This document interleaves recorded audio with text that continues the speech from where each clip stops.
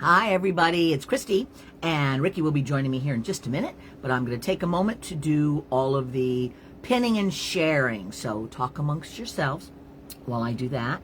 It always takes me a couple of minutes to make sure everything is on the various Facebooks that it's supposed to be on, so let me just get this shared, and we'll be there. I hope you guys are having a very great Sunday already. Let's just see. Creative Circle post, and then let me just make sure that it's over in the Creative Circle as it should be, because today is the first of the month, the first Sunday of the month, which means that instead of this being just in the Creative Circle, which it usually is, that's part of the membership perks, that it is going to be here in our public group, but I share it to the Creative Circle, obviously, because that's what they pay for each month, to have these little chats that we do and the little demos and things. All right, so let me get back to where I'm supposed to be, open things up, and I think we're going to be all set. All right. Hello. Hi Jasminka. Hi Angie. How are you? Ricky's joined us here. That's me. That's Ricky, my brother. Yes, indeed. I'm the brother. You got enough room there, Ricky? I think I do. Okay, cool. Well, cheers to all of you on this Sunday. Cheers. And we're having our coffee this morning. Little Kauai medium roast coffee. It's very lovely. It's very chocolatey. It's very nice. Hi, Deborah. I think I said hi to Jasminka. It's so good to see you here, my friend. And Angie and Laura is here. I like these. Suzanne saying Ahoja from Switzerland. And hi to Rick. I do like these first of the months because we get some of the broader people that hang out with us here in the creative neighborhood. And then, of course, many of you have then joined the Creative Circle, which I might just mention, you guys, that may be a thing that you want to try for the coming year. And I'm going to give you the link right here to the joining. It is $15 a month, and what you get is new creative content each month. One month it'll be a video, how-to video for a project. The next month it'll be one of my creativity chronicles, which you can also check out on my website. I've put together a little bundle of the previous 3 volumes. And then we get these live chats. So Ricky usually joins me here. We talk for 20 minutes or half an hour, depending on how much of a steam we head up. Hi, Allison. And then Susie says, greetings from Mayo. Susie Sullivan's my pal from Ireland. Oh. Yeah, I was telling Ricky about that. So good to see you, Susie. Susie's a fantastic artist in both felting and polymer and epoxy clays. If you get a chance, go click on her profile and take a look at some of her stuff. But it's good to see you there. We got to spend a little bit of time together when I was in Ireland, which was really lovely. And it's evening over there, I guess. It 7 or is. 8. You guys are, yeah, 7 or 8 o'clock, 7 o'clock, I think, for Susie. Hi, Allison. Hi, Emma. Hi, Roxanne, baby. How are you guys? Wow, it's good to see all you. Yeah. So we usually chit-chat for a while, and I have some show and tell. And then we get rid of Ricky, so we can do some creativity. Here on a short lease. He's here to amuse us, and then the creativity part. And our creativity this time is something very simple. We're just going to make like a little winter decor hanging thing, so you could use it as an ornament if you have things that you put ornaments in, or just a winter dangle. It's super easy. It's just a little Sgraffito snowflake. Hi, Jan. You could wear it as a monocle, I guess. Suzanne says you could wear it as a monocle. It's 7 here, and it's 7 p.m. for Susie in Switzerland and 6 p.m. for Susie over in the UK. And Jan says, hello and happy holidays. Susie said, the year is almost over. It is nuts. I know. It's crazy. That is very nuts. Yeah. It really is. It's just very goofy. I don't even know. Not of which. Not of which. Your orchids are just coming down to say hello. They're right here. A few inches from the top of the phone here. So you know when you have an orchid, after it's bloomed, if you cut it back, there's little nodes all along the stem. And so if you see the last node, the last of those flower nodes, and then you cut it back to the one before that, it will rebloom from that node. But they usually just kick out, another little length of stem, but this one, it had a really tall stem to begin with, and then it made this really long. I wish you could see it. I can't flip it around from this angle, but how much would you say that's like 2 almost 3 feet 70 feet. of stem from the pot to where these flowers are looking at me. Yeah, it's a lot it of stem. It is. But yeah, it's like hanging right over my head like a little. And it's because, at least from this angle anyway, it's almost like they're like, hi! just like right in your face, like, hey, what's up down there? They're and very the cute. yellow ones too, but yeah, it's kind of.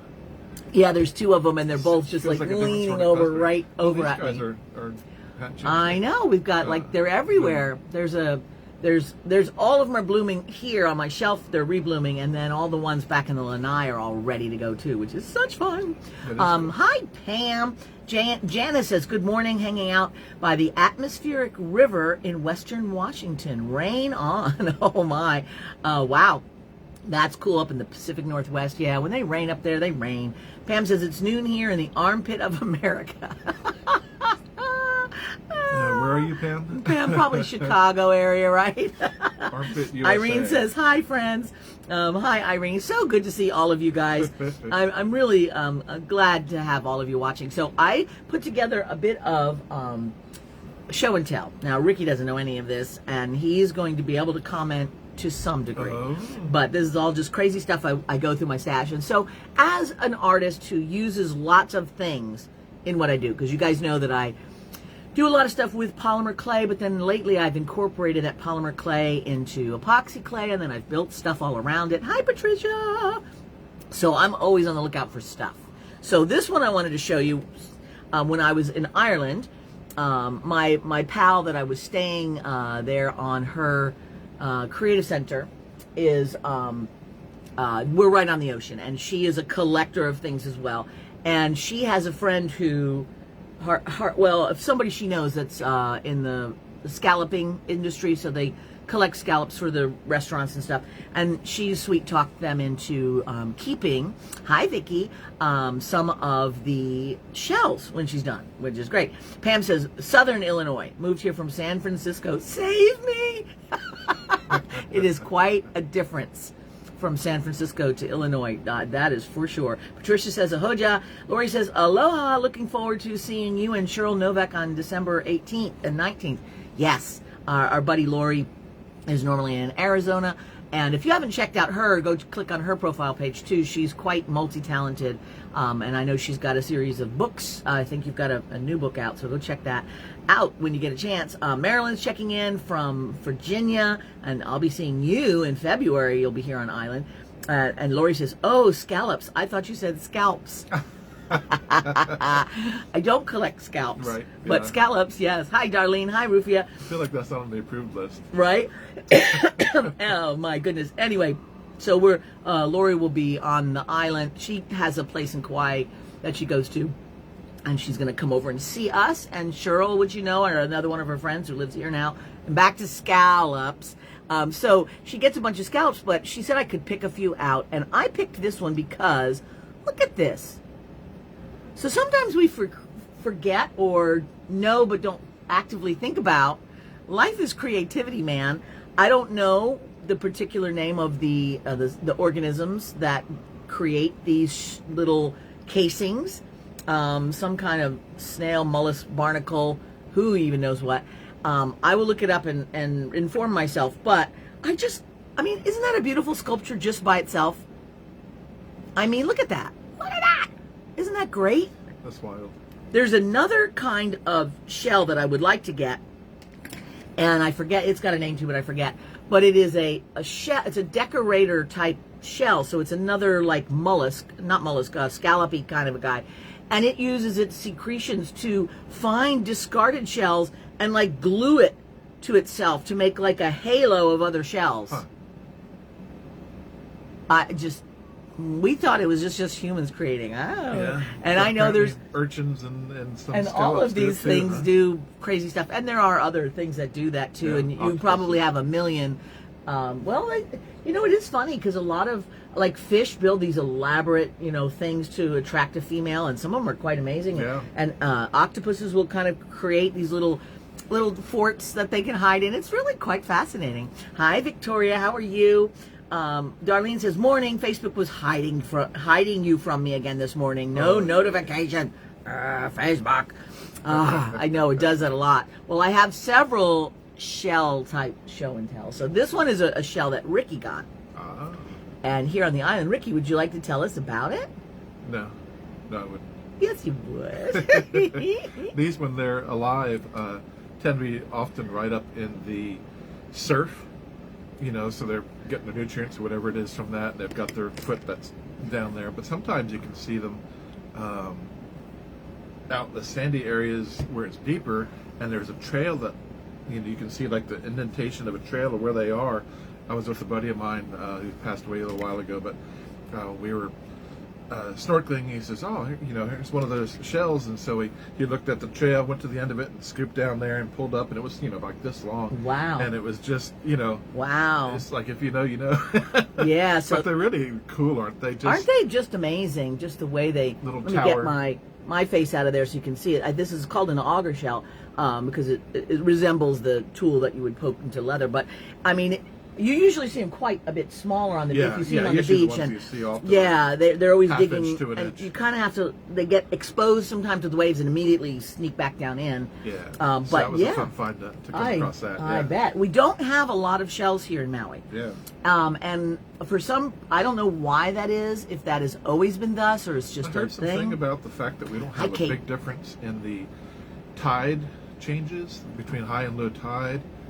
And something else in there. But yeah, I think it is something geographical as opposed to some mishap that happened. Yeah. So there are some shells, but not like in the Philippines or Florida or whatever. Yeah. But you can find cone some shells are the ones we see most often. That are, and occasionally these but even giant those, we trumpet don't see shells, a lot. right? Yeah. Yeah. I remember when I first came here, for some particular reason, a lot of times in the winter, the swells and the storms come through, so you get a lot more wave action. But I remember those first few weeks when I was here, I mean, I just walk in the beach with Ricky every day, picking up every shell, because shells. Because conditions are washing up. Yeah, and they were and it was just cowrie, all kinds of the little cowrie shells, and the opihis, which are like a limpet shell that are a circle with this sunburst pattern. So it's fun. Shells are really fun, and I do use them in my creativity. But I wanted to show you this one because I just thought that's such a pretty one. Ricky has found a few good shells over the years. Suzanne says a unicorn shell. Oh, totally, man. I just. But if you wanted to make a mermaid crown, I would use these shells for sure. Let's see. Rebecca says most likely a tube worm. Thank you, tube worm. I was searching in my brain for what it was because I knew I had read about it somewhere along the way. But they're little, calcium secretions or whatever that they make here, and they just keep on. Blah, blah, blah, blah. I have no idea how that affects the shell. If the shell's just like, well, fine, I've put on weight this season, or whatever, but I don't think they damage or hurt the occupant of the shell. They're just hitching a ride, which is kind of interesting. Donna says, aloha. Hi, Donna. Thank you, Rebecca. I like it that we know interesting things about things. I told you a couple of live chats back, whenever it was, that I've been reading more books lately, trying to not fall into the doom scrolling evening scenario that so many of us have somehow accidentally acquired. I have thoughts. But anyway, so I was at the bookstore with Rick and just looking around for things that might amuse me. And I saw a book about eels, which have always fascinated me. Now, I won't tell you the whole big eel thing because it is crazy and weird, and it's a lot. The short version is eels have never been able to be I'm talking about the ones that are in Europe and America. They've never been able to be bred in captivity. Like, there's no eel fisheries because, and I don't even know if they still have ever seen eels mate or how they give birth.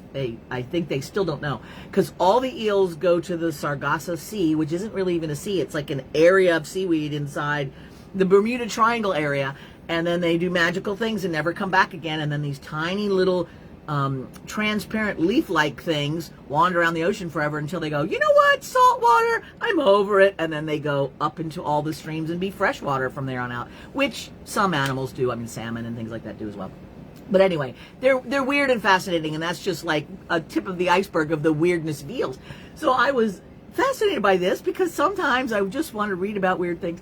And I was leaving a message. My sister and I give each other little messages back and forth on Signal because she's East Coast early riser, and anyway. So I was Usually we tell each other about the events of our day, but for some reason I had to give her the entire eel story, of which that was the abbreviated version. And then so she wrote me back and like, I don't know why you told me all that stuff about eels. But as you can tell, that's my style with show and tell. Because sometimes how I can I want to not? know about Right. things. But there is that. We were talking about that the other day. Sometimes we start talking about something, and it would be very handy for us to preface it with, "Hey, I want to say what I'm about to say. I'm about to neurodivergent dump on you. Do you want it?" I'm just talking about something interesting that I found, or okay, I'm just expressing Brace something yourself. that happened to me. Eels are coming. Just a vent, or I'm putting this out here because I'd like your input on it. You know, that sort of thing. Because sometimes we're listening to this thing and we're trying to figure out what is the point of this. What is this person wanting from me? That actually is such a good idea, because Yeah. if I had prefaced it with, all right, Stacy, now I'm going to tell you a thing for no reason, so you can listen or not, Just or enjoy I just the- want the to tale vent. of the I don't eels. need any input, or I don't want your opinions on how to fix anything or whatever. Sometimes prefacing things before we talk would be a good idea. Yeah, I mean, I looked up as a case in point. Hi, Diane. I Hi, reached Carla. out to a buddy of mine that I used to work projects with 25 years ago, and 20 years ago, and you know, we had fallen out of touch. It had been quite about that long almost since we had talked last, and so I pulled up an old email and sent him, "Hey, how's it going? You still?" You were just alive?" thinking of him? All that kind of stuff, and so we back and forth a little bit and got phone numbers and called, and so I called him, and so we're talking maybe an hour or so, and he says, "I got to tell you," he says, "I'm trying to figure out why you called me." He says, "A lot of times people call me because they're looking for a job, or they want my advice on something, because he's a higher up person in this company that he's at, and he's super sharp, and he's big into AI. He's got a lot of different categories that somebody That could people choose would from wanna- to either ask for a loan, or a job, or whatever, and he says, I'm trying to figure out why it is, the What purpose do you for your want? call besides catching up. And I said, no, purely just to catch up. I said, I have no ulterior motive. I have no I'm not going to now hit you up for something. Yeah, I have no plan for anything like that. It's just been a long time, and and enjoyed hanging out. And at with you that this point, he time. probably could relax and enjoy it, because up to that point, it's like, is this leading to something? Yeah. But we don't even think about that, because we know why we're doing the talking we're doing. But and they most don't. of his life, has been that sort of thing. Yeah, That, somebody wanting something. somebody wants something. Yeah, that's an interesting thing. And It is, isn't Ricky it? and I talk about this stuff all the time, and trying to reprogram ourselves into mature humans instead of Whatever the that means. grown-up babies that we were after our childhood upbringing and life experiences. And now we're like, you know what? Perhaps we should grow up now. So that's what we're doing. And part of that is re-evaluating the way you do stuff, the way you talk to people, the way you think about stuff. So we do think about that. Like, it would be nice, because we both have a really bad habit of, we're going to give you all the preface before we get to the point. And it's confusing, admittedly. And I know that was a family thing, and we've talked about reasons why maybe we did that. And instead of going like, I have this bagel and wondering if you want some, and now I'm going to ask, have you eaten? Do you want, all these other What kind of questions that bagels we're do going you to like? lead Yeah, up to the, just all instead the of just the time. thing at the beginning. Anyway, that's as it is. It is. It's a kind Carla of popped backwards on, and Diane popped on, and hello, both of you. Jan says, I'm going to the Bermuda Triangle on Thursday for a 4-day cruise. Look Well, out for some eels. see you never again. That's pretty fascinating, isn't it? Yeah. Bermuda Triangle. Well, have a really wonderful time, I Jan. think That they is got amazing. rules about that now, where you can't disappear and things like that. Yeah, let us I know wouldn't when you worry. get back, if I you wouldn't get worry back. overly much. Barb says that too. Let us know if you get back. Right. Carla says, you have a lot of wonder, both kinds, in you. Thank you. Yeah, we do. We always have had that as kids. And I think we've talked about this too. We were very lucky to the house that my dad chose for us to sort of grow up in.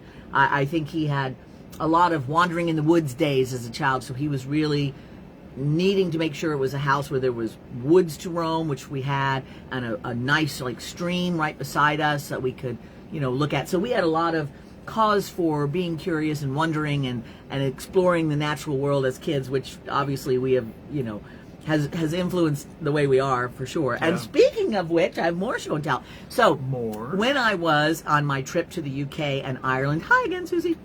I stayed with my buddy Carol Douglas, who is in the UK, southern England, and it's just within an hour, not even an hour. It's a fairly short drive to the coast, and that whole coast they often call sections of that the Jurassic Coast, because that is basically where the study of dinosaurs was born, because there's a ton of fossils and stuff. So anyway, we met these interesting people at a car boot sale, which is like a flea market, and they were beach finders. So they had beach glass and beach pottery, tumbled beach pottery, and fossils, because they did a lot of fossil gathering in the night. So of course I was excited and bought lots of fossils. In fact, we ingratiated ourselves into their little friendship circle, which was not hard because they were very lovely. And they found out that they actually lived like 4 minutes away from Carol. So we went over to their house, because we wanted to see the rest of their fossils and chat and stuff. So it was a lovely time. When I get back to England again, I will definitely be checking in with them and say, how much would it cost for you to lead an expedition to these fossiling areas, because I want to do that. But anyway, so I bought a bunch of things from them, and I'm not bringing all my show and tell, lots of little ammonites and such. But two things that I thought were fun that he had, and this, Ricky, I don't know if I showed you this. This is a piece of a turtle shell. So this is a fossil turtle shell, millions of years old, and it is just like one of the segments on the turtle shell. Isn't that so cool? That's wild. And then this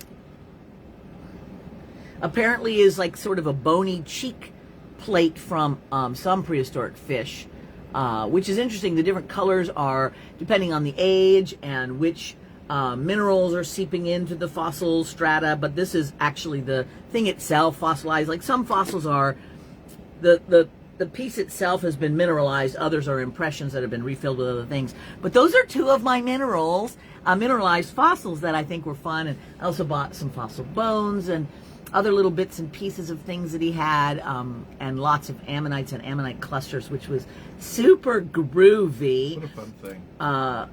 Let's see. Darlene says, my husband asks the roundabout questions, and I have to pull the really question out of him. Right? But that's all of us, isn't it, on stuff? Sometimes, and I think the words we have often have nothing to do with what we're trying to say or what we're feeling or whatever. It's nuts. And you think about why are we programmed that way? Why did that happen? Is it just personality? And sometimes it's such a combination of things. For us, we realized that most likely when we were growing up, the answer to most things that we asked were no. So you had to kind of lead into the question and try to present your case and get the person softened up before you could actually say, can I have my friend come over, or can I have some, research, we got some more, we got rides, we got timing, we got so there's these big, long, convoluted things to keep them listening until you finally got to the question where you would still get shut down. But whatever, we all have our things. Yeah.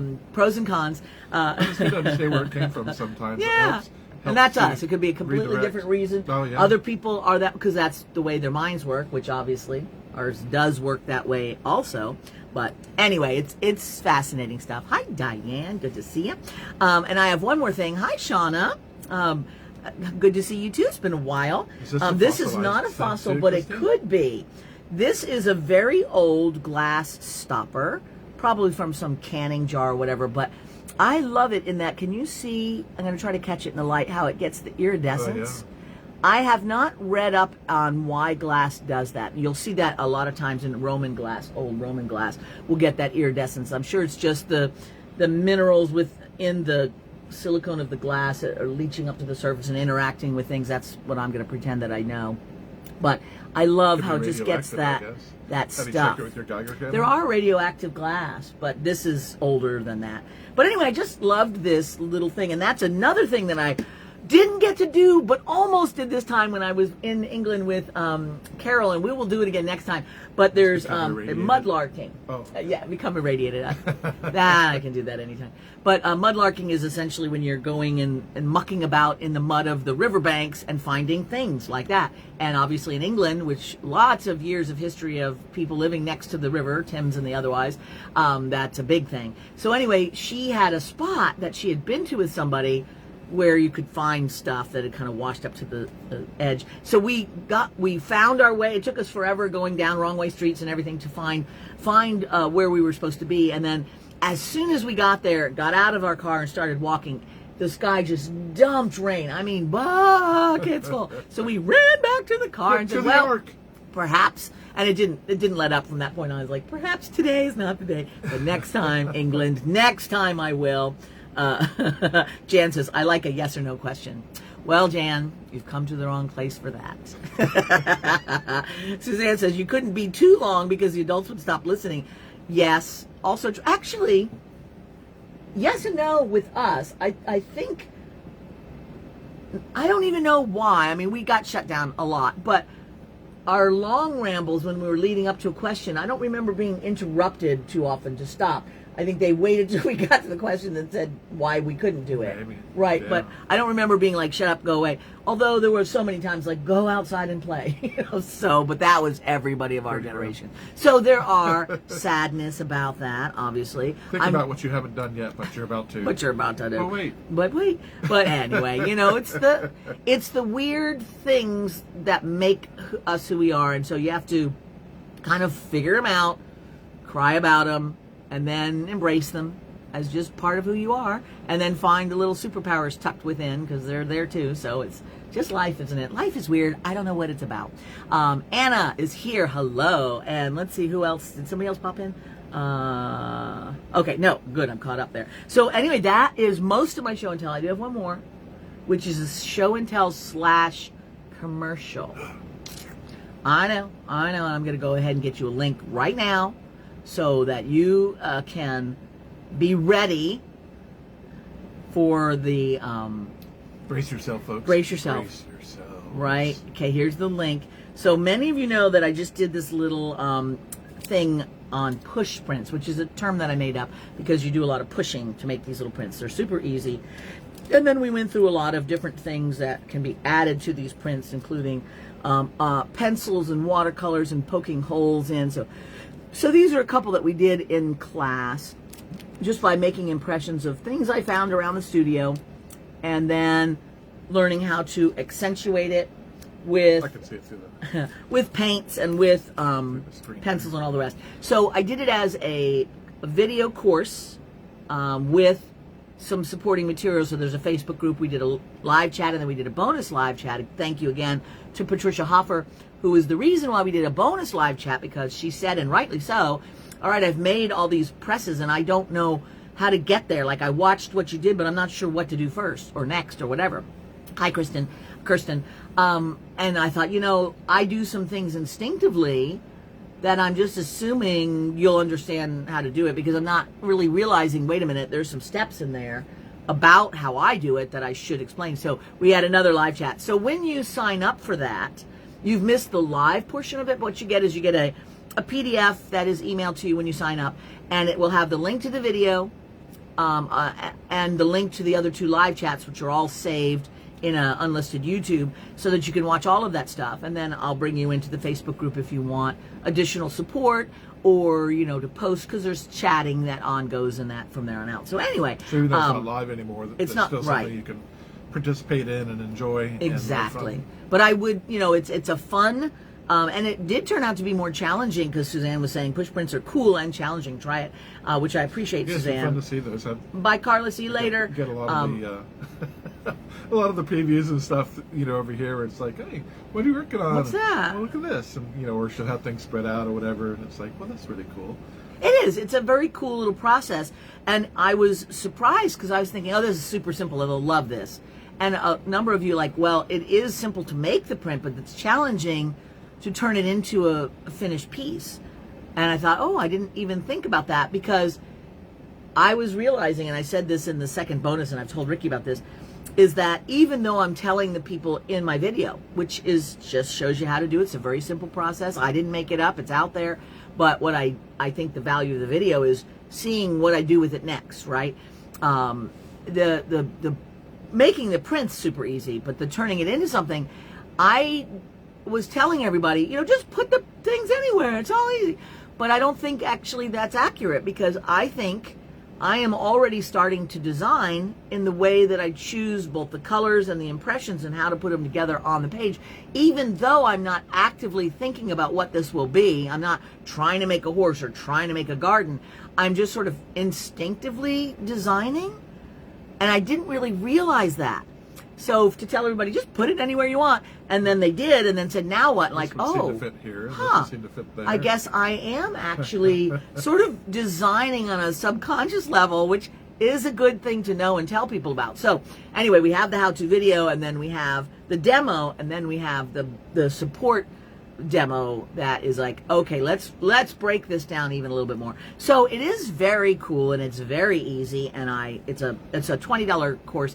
It might be a really fun thing for you to grab here as we're heading into the holiday season, because you'll have a little time on your hands. Right now you have time to get, the only thing that you might not have is a kneaded rubber eraser or a kneadable rubber eraser, and I highly recommend, I got the one that's I think Statler made it, or Faber-Castell, I forget, but it's a higher quality. Yeah, like a couple of the folks. Needed, that's what she means. Yeah, you need it, and K-N-E-A-D. Yes, and it's a very specific thing, and the kind that I'm using are really stretchy and pulley. Apparently Target sells one, and so does Michael, that is really stiff, and you can't like pull and stretch. I don't know what they're doing, but they're wrong.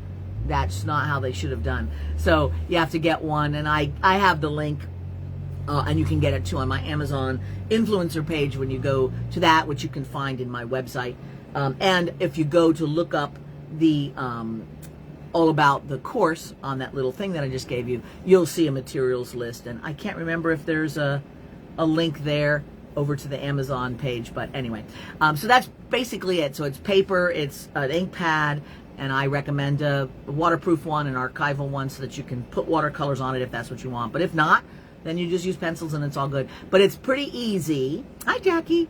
And it's pretty fun, but there is more to it than I realized. So anyway, I still think that if you haven't grabbed that course, you might want to, especially coming into the holiday season, because you might find it way more interesting / challenging / fun than it might at first appear. So I couldn't stop making these things. I mean, I just had so much fun, you know, pressing into jewelry items and mosaic bits that I had, and you know, all kinds of different little bits and pieces just to see what they would be, and it was a blast.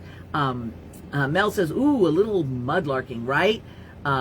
And Faber-Castell, that's right, Suzanne. So that's the one that I got, the Faber-Castell. Laura says, bought the push print course yesterday. Oh, need the Facebook invite. You know what, Laura? I saw that you did, but for some reason in my brain, I did not connect it with, oh, she bought some, and then invite. I will get that to you today. My apologies for that. I fell down on the job yesterday. My brain was broken yesterday anyway, but I will make sure I do that after we're done chatting for sure, Laura. A lot of duct tape on her yesterday. So much. Put me back together again. It just happens sometimes. It does. Yes, so that sounds great. But anyway, show the pieces again. Which one's the mudlarking kind of one? Well, this was the one that inspired the mudlarking chit chat. And then these, of course, as you see, are three of the very many that I did with the pole push print dealio. So if there was a different piece that you wanted to see, Jan, just holler. All right, Ricky, can you think of any other interesting thing that we have not yet covered in our first half of the chit chat? Yeah, but it would take hours and hours. I get that. Yeah, I get that. So sorry. Yeah. No, we're already at that point for me to exit. I know. Can you believe that? Because we're going to do a little creativity. Find my way to safety before you start all your shenanigans. All my shenanigans, right? I have to push him out of the way because I got to get up close to my stuff. And plus, I mean, what's he going to do when I'm sitting there making a thing, right? It's going to be boring for him. Just make sound effects and stuff, I guess. Exactly. Laura says, thanks, I love them. Oh, thank you too, Laura. I appreciate that. And thanks for telling me that. And of course, feel free to message me and remind me. But I've got it in my brain to do that right afterwards. And Ricky will remind me if I didn't. I might. Well, have a great day, everybody. Have fun with Christi doing the second part of the stuffs. The second part of the things. Thank you for coffee. See you guys next week. This morning. I appreciate that very much. Bye-bye. Bye, Ricky. All right, you guys, are you ready for me to flip this thing around and do stuff? Oh, good, the push prints. Thanks, Jan. That's what you wanted to see. And I couldn't stop. I mean, I had to make some for samples for the class, and then on and on. And those of you who are Diamond members, we had a Diamond sale yesterday. There are still items up on the Diamond group. So if you are a Diamond member and you want to pop on over there and take a look, I have my little push prints for sale, and after today I'll put them up on my website for anybody that wants some of these originals. I think they're adorable and lovely, and I've turned them into little sayings. You know, like this one says, "Oh, the textures and colors of life are infinite." So just as I made each one, this one says, "Everything is stardust." As I made each one, you know, something would pop in my brain as to what they are and what they were trying to say. So I would just pop that on there as I thought of it. Bye, Ricky, says everyone. All right, guys, we're ready to do a flip-a-maroo and create a thing. Are you ready? Hold on to your hats. Here we go. If any of you are wearing hats and are holding on to them, then you get extra bonus points. All right, so I've got the flip around. I'm going to have to do a little bit of a micro adjusting here, but getting myself set because I think I'm crooked. All right, a little bit of wiggling. Let's just see if we are mostly there.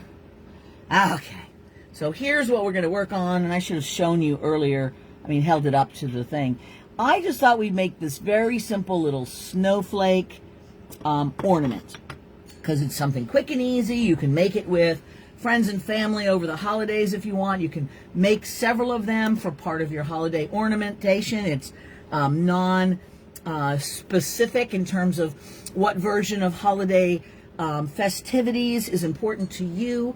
A snowflake works great. It's kind of dumb for me and anybody here that's where it's summertime, not wintertime, because having a snowflake does not really work here. But hey, we have in our heads that the iconography of Christmas and the various winter holidays is very snowy and seasonal, so we're just going to go with that, okay?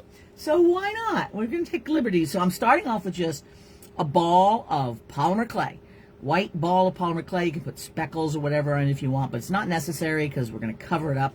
And then I've got a little piece of wire and some blue powder. That's kind of the essence of what we got here. And I'm going to just take this thing and flatten it out. I am not trying to make this a perfectly round thing. In fact, I like it a little bit more when it's not 100% round. And I am flattening it out, but I'm sort of hamburger bun, where it's a little bit more flat on the outer edges than it is in the middle. The middle has a little bit of a curve to it. And then I'm going to put my hook in right now so I don't have to disturb it. So this is the bottom half of a head pin. I have a bunch of silver head pins with little ball tips. And I like to use them for any number of things.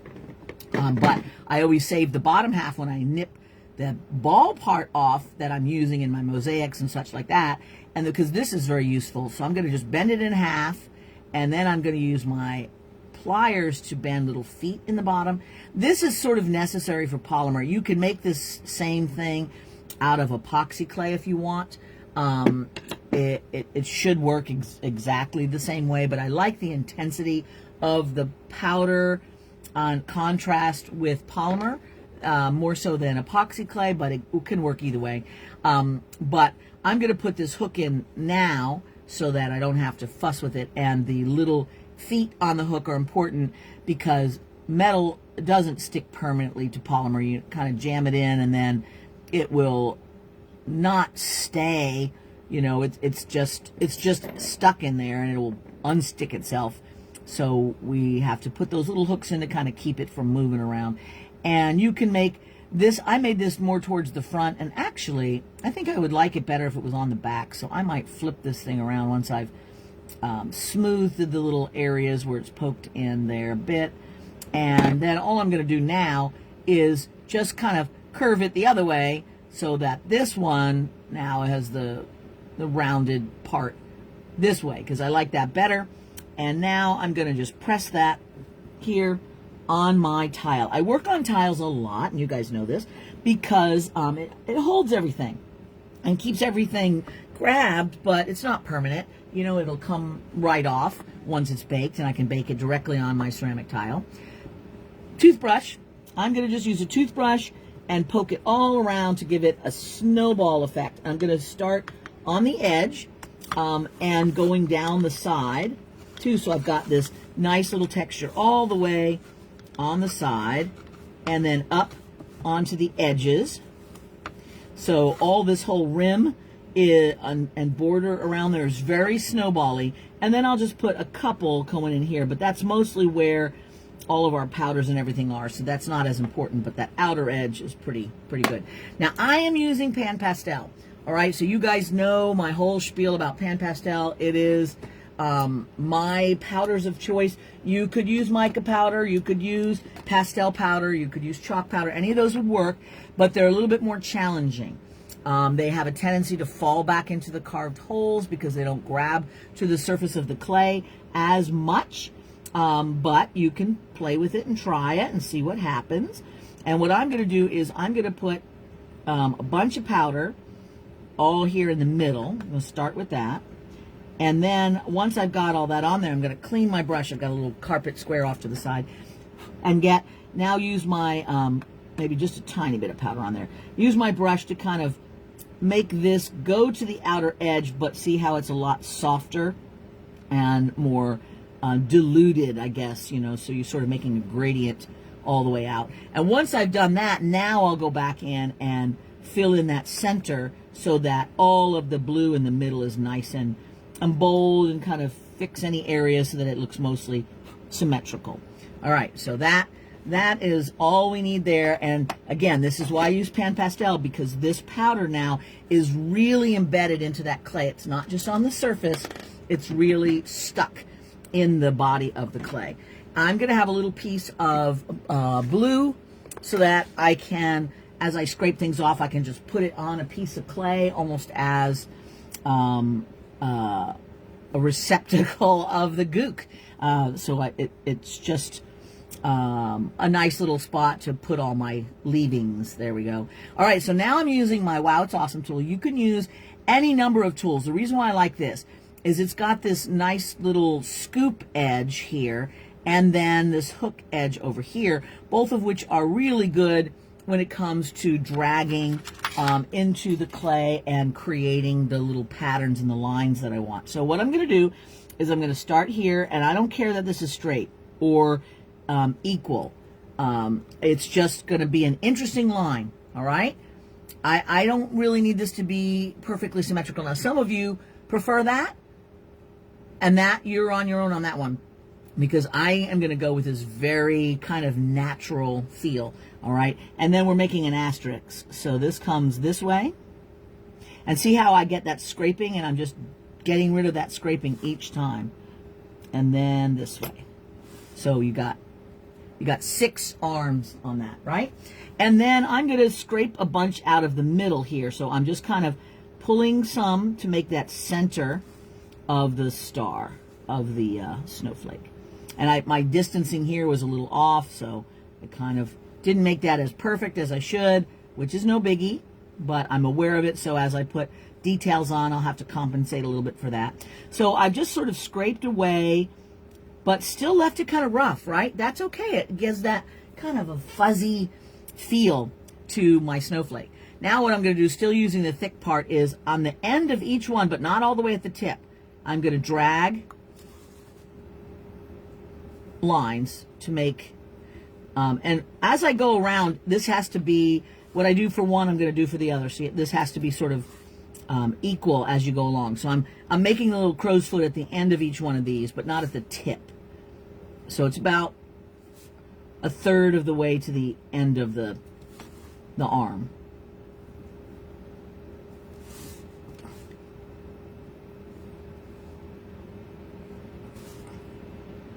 So you see how I'm putting the gunk on each one over there, all right? So doesn't that look fun so far? I mean, we're pretty much there. So now I'm going to do 2 more here. And if you want them really clean, then you empty up your tool after each one. If you don't mind a little color in there, then you let the second one, see, it's going to be a little bit more blue. I personally like that better because it gives some variety, which I like. That one is really close, so I made small little lines there. So this is why it's, I should have measured just a little bit more, but I think it still is fine. You see, it's got a lot of leeway. All right, so there is your basic snowflake, and now I'm going to use the smaller end, and I can add any number of additional little lines. And like I said, I'm going to try to do the same to each one, because that is, for the majority of snowflakes that do this sort of, everything has 6 sides, so not all of them have 6 arms. For those who do, everything is equal on each of the arms, even though they may not be identical. They're all kind of formed in the same way. So if I do it to one, I'm going to do it to all.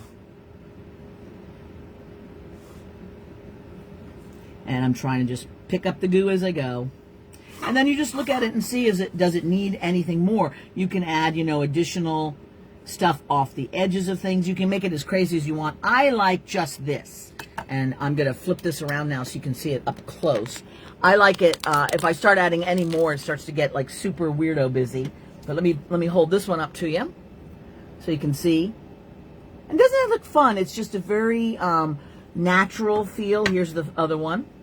A natural feel to it. And it's just very fun and snowy. It's simple for everyone to do. Hi, Lisa. Hi, Jackie. Hi, Melody. Hi, Mary. Did I miss anybody else there? Hi, Victoria. Hi, Kate.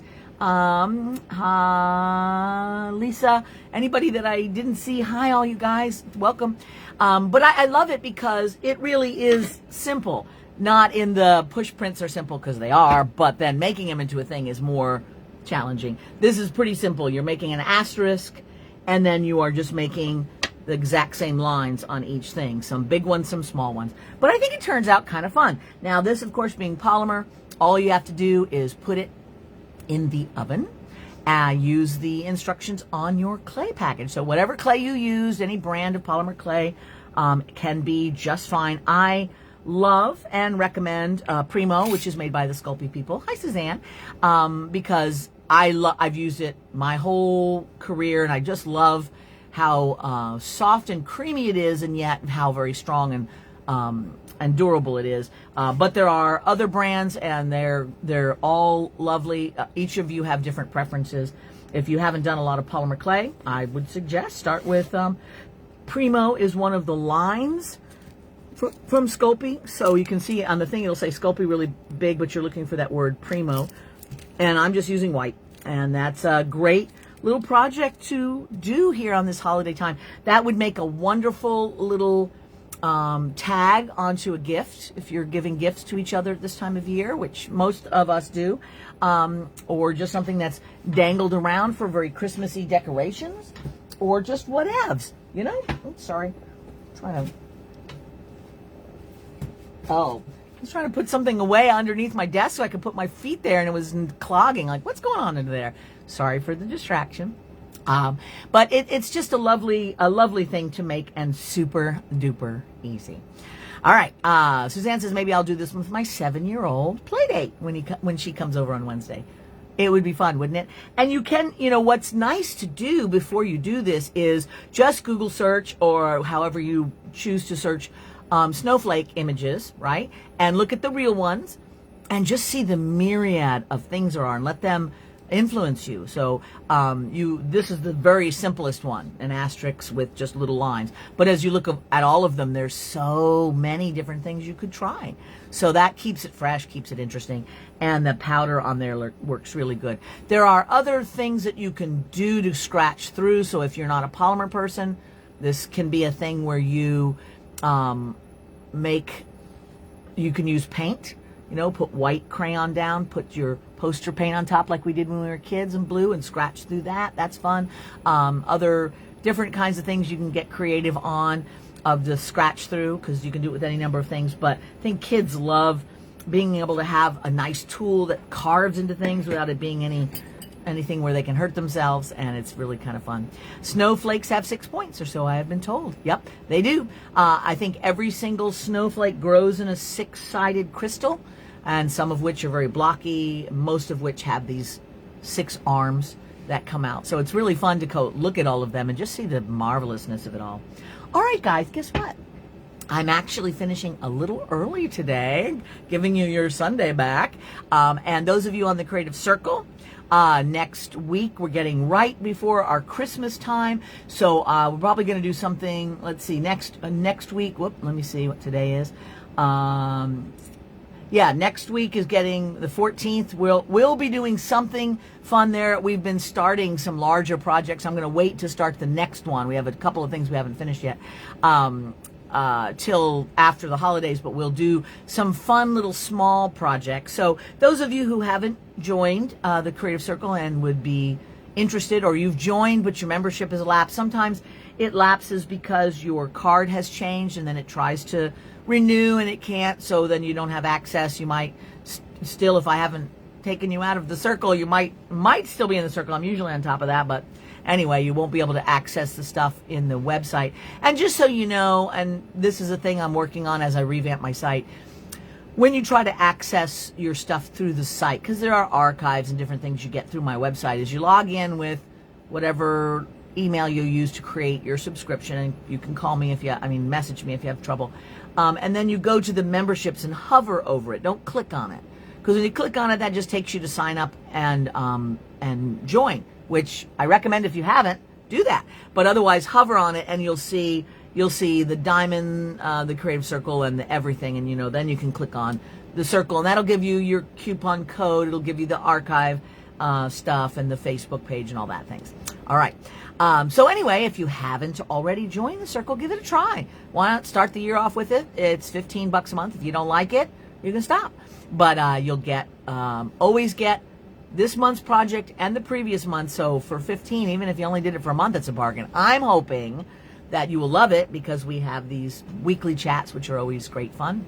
And it'll be just another little thing you can add to your creative life. So come and join us. We're a fun group. Susie says, great minds think alike. I just made some to stick on greeting cards. I'll post your site. Yes, please do. I'd love to see the snowflakes you made. How fun is that? And that is really true about the great minds think alike thing, is there's just ideas in the creative ether. And those of us that are creatively inclined, we just sort of harmonize sometimes. That's why you see people coming up with the same brand new concept simultaneously in different places. Sometimes that's exactly, they all just tapped into the same idea. It wasn't like a matter of like copying or whatever. It's just those ideas are floating around waiting for somebody to channel them into existence. So that happens a lot. But thanks, Christi, says Jan. You're welcome. I have long goodbyes. Me too, as you can tell. Hi, Joyce. Sorry that you're here. And then now I'm leaving. But you guys, of course, can rewatch this. So for those of you in the future who are rewatching this, not while it was live, but some other time, hey, I hope you have a lot of fun creating some of these things. Dale says, I managed to get here late, but at the moment anyway, my internet is actually working. Well, Dale, I'm so glad to see you. And yes, normally I would be talking for another 5 or 10 more minutes, but guess what? Sorry about this, Dale, but I just told you all the things. We had some show and tell with Ricky. We made a little snowflake dangle that can become a little ornament. You can wear it as a pendant. It can be an ornament on a gift package. It can be part of your Christmassy decor. It can be a fun thing that you do with your sisters around some glasses of wine, or your kids, grandkids, just that have come over for a play date, whatever. It's a really quick and simple and easy. Hi, Nyurka. So we just went over the how-to, and I'll probably upload just this. Actually, since we had a lot of show and tell that was fun, I'll probably upload the whole thing into YouTube as well, so people can play with that little ornament here right before Christmas. Why not? Even though it's a little quickie. All right, guys. So Dale says, I'll try next week. Miss you all. Dale, even a little bit of you is better than none. No problem, my friend. And then, guys, thank you all for joining me with my chit chat and our little creative bit. And I hope you have some creativity this week. Try to get some in. I mean, I even am challenged by that sometimes, because there's so many things we have to do, and the part where we want to play is oftentimes shoved off to the side. But get a little in if you can this week, just for your mental health and your peace of mind, and because you're a creative and it's our life's blood. And then I will see you next week, Creative Circle people, and maybe some of you will be brand new or renewing Creative Circle people, and we'll see each other then too. Lori says, gonna go do art an art afternoon with friends, and I'm taking my Snowflake to the host. How lovely. What a great thing. I love that. All right, you guys. Mwah. See you later. Thanks for hanging out with me today. Bye.